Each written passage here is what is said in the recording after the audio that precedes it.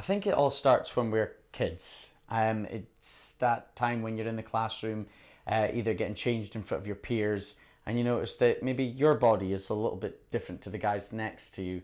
And as we progress as teenagers, this was when it started for me. I was about 13, 14 years old, getting ready for PE, and noticing that one guy had abs and this guy didn't. And why do I not look like this guy over here? And I think that was that slight change in my thinking that my appearance was lesser than the other person's next to me. I was really young when I started to feel like I was different to other people. I would say I was at high school when I noticed that I was kind of chubby and I was getting picked on, and that kind of really influenced on me. I was about 16 when I joined the gym, and then from there I joined various different gyms, and I've never stayed at any one for any length of time. I thank God the Instagram wasn't around when I was younger because I spend an unhealthy amount of time on it as it is now.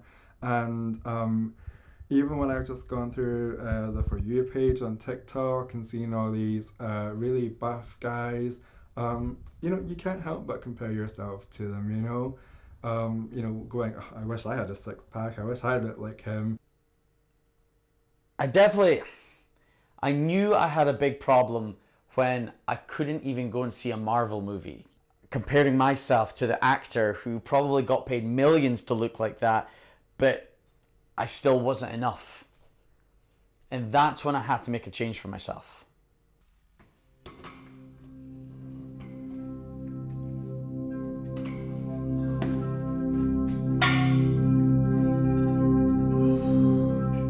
The gym doesn't really take things off my mind. If anything, it actually boosts the positivity in my mind. There's a funny line from Legally Blonde when Elwood says, exercise gives you endorphins. Endorphins make you happy. Happy people just don't shoot their husbands. They just don't. And I cannot work out unless I'm in a good mindset. If I come in here sad, down, depressed, I'm not getting anything done because I feel like I have to bless my body, be happy with the body I have before I work out. If I go in feeling crap about myself, then nothing's going to get done. I also think as humans, we all have that caveman instinct. And if you go back to prehistoric years when we're all cavemen and cavewomen, we're supposed to run 2 miles a day. We're supposed to lift rocks. We're supposed to hunt for our food. So it's naturally built in us to work out. And when I work out, I feel not even good about myself physically, but I also feel good mentally. So the gym is really important to me because it just makes me feel good about myself. It's another factor in my self-positivity.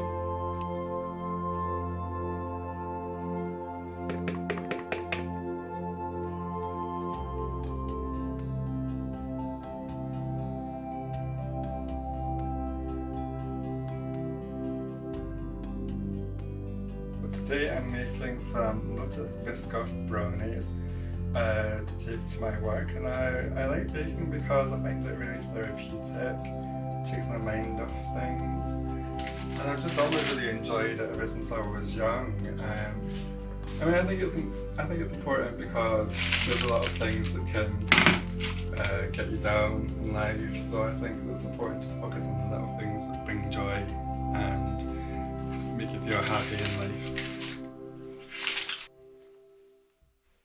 I think it goes back to like those old days when men had to be really strong and really sort of butch, and they had to be providers for women, and they had to be really toned, and women stayed at home. And I think that, as times moved on, the generations have gotten better, but I think that there's still a lot of that ingrained in men today.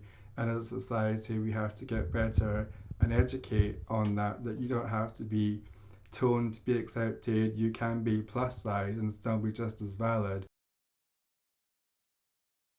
We learn when we're young, and I certainly watched a lot of TV that informed me as a person now. So I think that it's getting those different body shapes and sizes on TV, and that really helps inform society.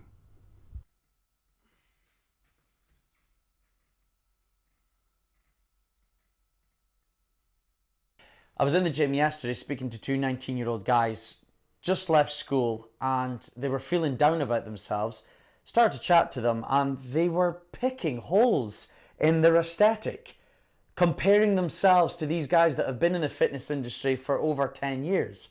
Saying that they're not enough, saying that they wish this was bigger and this was smaller and wish I looked like this. Oh my God. It was honestly infuriating. So they did have what I like to call a come to Jesus moment with me. Sat down and kind of reminded them what an honor it is just to be alive. I think it has to start with here. Social media, marketing, advertisements, your superhero movies, all movies. Society needs to see themselves on billboards.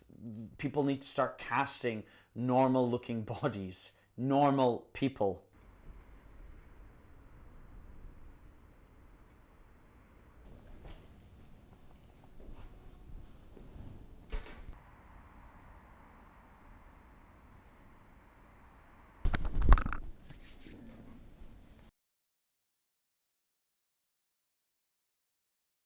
So my name is Ben James, I'm a model and I guess influencer, whatever the word is, yeah, that.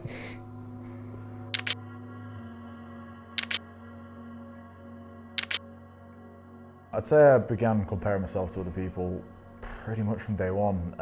For me, I was really big, really young. So I hit 6 foot when I was 11, which is pretty difficult when you're kind of not only the biggest in the school, but you're bigger than all the teachers. I was in a school of 2,500 kids, and by the time I hit 14, I was 6'6". So I was extremely self-aware, but probably self-conscious actually, more than anything. So yeah, really, really young, unfortunately. And it's something that, unfortunately, just never really switched off.